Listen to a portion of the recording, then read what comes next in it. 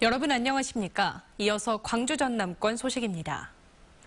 설 연휴가 어느덧 막바지에 향하면서 고향집을 찾았던 귀성객들은 다시 일상으로 돌아갈 준비를 했습니다. 고향이 주는 포근함과 넉넉함을 가슴에 담고 힘차게 한 해를 살겠다는 각오도 다졌습니다. 김종수 기자입니다. 한 해 농사를 지어 아껴뒀던 참기름이 아들들 선물로 건네줍니다.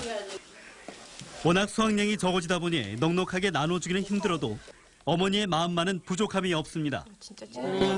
참기름인 게 맛있게 갖고 와서 먹어라. 진짜 짠하다.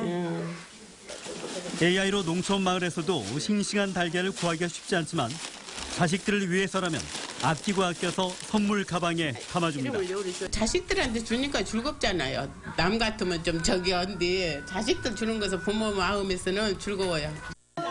명절 연휴가 훌쩍 지나가고 아쉬움을 뒤로한 채 헤어져야 할 시간. 떠나는 아들들도 떠나보내야 하는 부모님도 언제나 서운한 마음이 큽니다.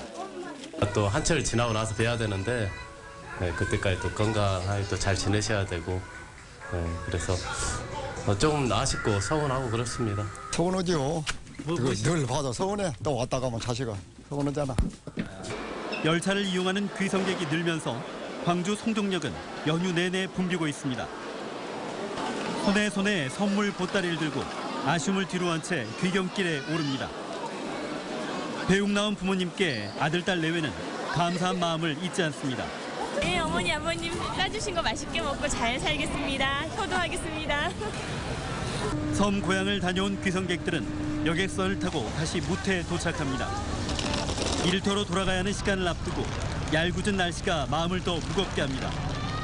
좀 부모님 혼자 놔두고 가니까 좀 기분은 별로 안 좋지만 그래서 일상생활로 복귀해야죠. 즐겁게 보냈으니까. 짧은 만남이라 늘 아쉽고 속상하지만 그래도 고향은 삶의 활력소이고 든든한 버팀목이 됐습니다. MBC 뉴스 김종수입니다. 설 연휴 귀경 행렬이 이어지면서 고속도로가 답답한 흐름을 보이고 있습니다. 한국도로공사에 따르면 호남고속도로 전주나들목 근처와 서해안고속도로 군산나들목 근처 구간에서 귀경 차량들이 서행 흐름을 이어가고 있습니다. 이에 따라 승용차를 기준으로 광주에서 서울까지 5시간, 목포에서 서울 역시 5시간이 걸릴 것으로 예상됩니다. 도로공사는 귀경 차량이 줄어드는 새벽 2시에서 3시쯤 차량 정체가 풀릴 것으로 전망했습니다. 제2프로젝트로 시작했다가 솔라시도 사업으로 이름이 바뀌었죠. 영암 해남기업도시 사업이 추진된 지 10년이 지났습니다. 바다를 매립한 땅이라 법적으로 땅이 아니었던 최대 걸림돌이 해소되면서 사업이 마침내 탄력을 받게 됐습니다. 보도에 양현승 기자입니다. 지난 2006년 시작된 영암 해남 관광 레저형 기업도시. 전남의 영문 앞글자를 따 제2프로젝트로 불리며 총 사업비 1조 8천억짜리 서남권 최대 사업이었습니다. 1,000만 평에 이르는 간척지가 토지로 인정받지 못하면서 사업이 멈춰 있었는데 가장 큰 걸림돌이었던 간척지 토지화가 올해 안에 이루어질 예정입니다. 공유수면 매립지이기 때문에 땅 가격이 좀 싸기 때문에 경쟁력이 있을 것 같고요. 또 땅이 평평해서 개발하는 데 상당히 용이할 수가 있고. 해남 구성지구는 향후 은퇴자 도시의 면모를 갖춰갈 전망입니다.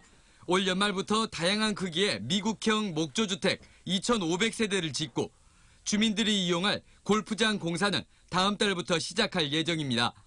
특히 치안과 재해, 교통수단까지 첨단 기술로 관리하는 스마트시티 조성도 정부의 관심 속에 논의되고 있습니다. 올 연말까지 45홀, 최종 63홀 규모 골프장이 추진 중인 영암 3호지구는 향후 중국 골프 시장을 겨냥한 골프 교육장으로 조성될 방침입니다.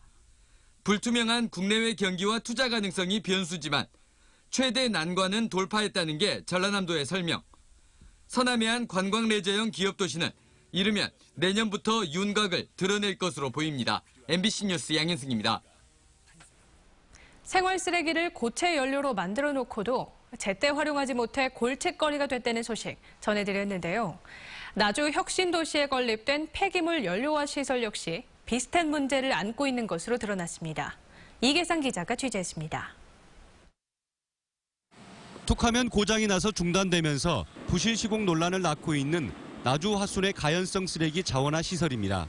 2014년 7월 시험 가동을 시작한 이 시설은 2년 반 동안 설비 보완을 통해서 하루 70-80톤의 쓰레기를 연료화하고 있습니다. 특별한 결함이 발생하지 않는 한 하루 100톤 정도는 처리할 수 있게 됐습니다. 120-30톤 처리는 가능할 거라고 봅니다. 근데 대신 직원들 인원이라든가 이런 것들을 좀 더 보완을 좀 해야 될 것 같습니다. 여기서 생산된 펠릿 형태의 고체 연료는 6월 중순까지 민간 업체에 판매되고 이후에는 지역 난방공사가 처리하게 돼 있습니다. 빛가람 혁신도시의 에너지 공급을 담당하게 될 지역 난방공사의 열병합 발전소는 올해 말쯤에나 완공될 예정입니다. 이 때문에 반년 동안 생산될 3,000에서 5,000톤 분량의 고체 연료를 어떻게 처리할지가 골칫거리가 됐습니다. 게다가 납품 기준이 비성형 연료로 급 변경되면서 이미 생산된 성형 연료를 받아줄 줄 미지수인데다 수십억 원을 투입한 설비는 곧바로 예물단지가 될 가능성이 높아졌습니다. 비성형을 이제 사용하는 보일러 타입으로 저희가 건설을 해요. 성형으로 생산하지 말고 이제 바로 비성형으로 생산해가지고 저희한테 주는 거로 저희가 이제 협의를 다시 한번 들려봐야 돼요. 쓰레기를 신재생 에너지로 만들겠다며 200억 원이 투입된 자원화 시설이 엇박자 행정 탓에 올해 말까지 운영 차질이 불가피하게 됐습니다. MBC 뉴스 이계상입니다. 어젯밤 10시쯤 영광군 묘량면 사막육교 인근 국도에서 30살 박모 씨가 몰던 승용차가 마주오던 승용차 2대와 잇따라 충돌해 박 씨 등 5명이 크고 작은 부상을 입었습니다. 경찰은 박 씨가 면허 취소 수준인 혈중 알코올 농도 0.1% 만취 상태에서 운전을 하다 역주행해 사고를 낸 것으로 보고 정확한 경위를 조사하고 있습니다. 여수 밤바다를 보면서 낭만을 즐길 수 있는 여수 낭만포차가 전국적인 명소가 되고 있습니다. 여수시는 지난해 여수를 방문한 관광객이 1,300만 명을 달성하는 데에는 여수 밤바다 낭만 버스킹과 함께 전국적인 명소가 된 17개 점포의 여수 낭만포차가 큰 역할을 한 것으로 분석하고 있습니다. 특히 여수 낭만포차가 지난 한 해 전체 매출액 16억여 원을 기록하면서 이 가운데 3%인 4,900여만 원을 기부하는 등 활발한 사회공헌 활동으로도 이어지고 있다고 밝혔습니다. 전남 지역 사회복지 생활시설 10곳 가운데 7곳이 노인시설에 편중된 것으로 나타났습니다. 전남 복지재단이 발표한 복지자원 총량조사 분석 보고서에 따르면 전남 359개 시설 가운데 70%가량인 249개가 노인 관련 시설입니다. 반면 정신질환자 공동생활가정이나 노숙인 자활시설, 가정폭력 피해자 시설 등은 한 곳씩에 그쳤습니다. 복지재단은 노인장기 요양보험제도를 도입한 이후 노인 요양시설이 급증했다며 다양한 계층을 위한 복지자원의 배분이 필요하다고 지적했습니다.